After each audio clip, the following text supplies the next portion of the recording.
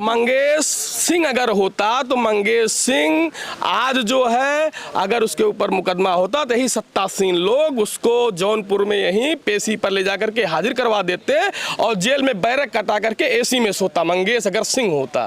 ये दुर्भाग्य है कि मंगेश एक पिछड़े एक किसान का बेटा है, गरीब का बेटा है। यहाँ आते हैं, इस बच्चे को जो है उठाते हैं और बुरी तरीके से जो है देखते हैं कि एक गरीब माँ है, एक छोटी बहन है, उसकी बाप जो है ड्राइवर का काम करता है, पढ़ा लिखा परिवार है, नहीं कोई हाल चाल लेने वाला है नहीं, उठा करके 2 दिन देखते हैं, उसके बाद गोली मारने का काम करते हैं।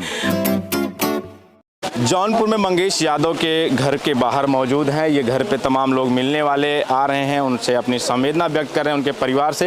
ये सामने तमाम डेलीगेशन आया हुआ है, उनके पिताजी बैठे हुए हैं, बारिश भी हो रही है और यही उनका मकान है, यही इतना, और इसलिए बाहर बैठे हैं बारिश में, पेड़ की छाँव में बारिश से बचने के लिए कि यही उनका मकान है। ये झोपड़ी है, यहाँ बेहोश माँ पड़ी हुई है इसके पीछे, और एक ये मकान है, मुश्किल से मुझे लगता है एक कमरा है, ये 10 बाई 6 का कमरा है, इसी में उनका पूरा जीवन व्यतीत करता है ये परिवार। तो ये कुलदीप जी हैं। कुलदीप जी, आप लोग आए हैं तो क्या मांग है आप लोगों की, पहली तो यहाँ जो आए हैं और किस मांग को लेके आए हैं? देखिए, हम लोग तो यहाँ मांग आप कहेंगे तो इस जालिम और हिटलर शाही हुकूमत में किसी गरीब के लिए न्याय की बात करना बेमानी है। आप देख रहे हो जिसको आप घर कह रहे हैं, ये घर है। जिस हिसाब से बताया जा रहा है कि मंगेश यादव ने जो है 1.5 करोड़ की डकैती, करोड़ों का जो है सोना और चांदी लूट कर लाया है। देखिए, ये सरपत इनके पास नहीं है और उस पर तिरपाल लगा हुआ है। इसको घर नहीं कहते, इसको फूस का छप्पर कहते हैं। और ये जो दिख रहा है ये इनका घर, जिसके अंदर एक देख रहे हैं सारी गृहस्थी है, 10 बाई 6 के कमरे में आपने दिखाया, इससे लाख गुना बेहतर जो है डीके शाही का जो यहाँ कुत्ता रखा जाता होगा या उसका शौचालय इससे लाख गुना बेहतर होगा।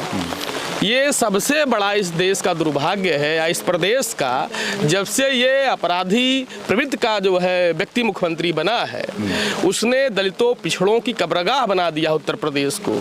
आपने देखा कि मैं सुल्तानपुर का ही हूँ, सुल्तानपुर को बखूबी समझता और जानता हूँ।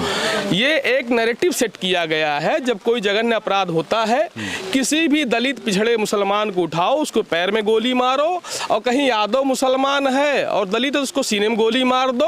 और जो पुलिस की किरकिरी हुई रहती है, जो अपराध का ताना बाना दिखाया जाता है, वो तत्काल आदमी भूल जाता है कि भाई एक यादव मारा गया, एक पिछड़ा मारा गया, एक मुसलमान मारा गया, एक दलित मारा गया।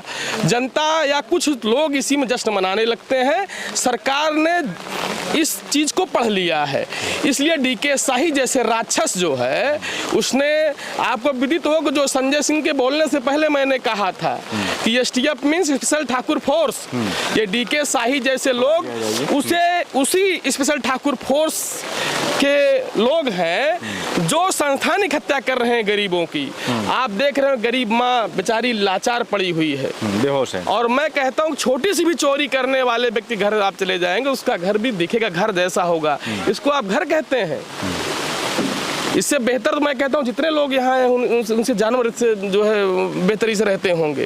तो ये आलम है, ये पूरी तरह से जनपद अमेठी का जो मुख्य कुख्यात डकैत है, क्या नाम उसका, विपिन सिंह के ऊपर 34 मुकदमे हैं। सूरत में उसने बैंक लूटी है, उसके भाजपा के नेताओं से अच्छे संबंध हैं, इसलिए जब इस मामले ने तूल पकड़ा तो उसके सजाती लोगों ने, उसके योगी जी के चूंकि सजाती है, उसको रायबरेली में सरेंडर कराया गया।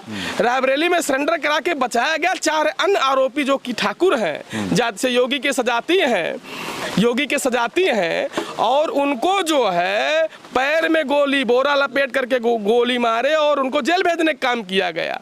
यहाँ आते हैं, इस बच्चे को जो है उठाते हैं और बुरी तरीके से जो है देखते हैं कि एक गरीब माँ है, एक छोटी बहन है, उसकी बाप जो है ड्राइवर का काम करता है, पढ़ा लिखा परिवार है नहीं, कोई हाल चाल लेने वाला है नहीं, उठा करके 2 दिन देखते हैं, उसके बाद गोली मारने का काम करते हैं।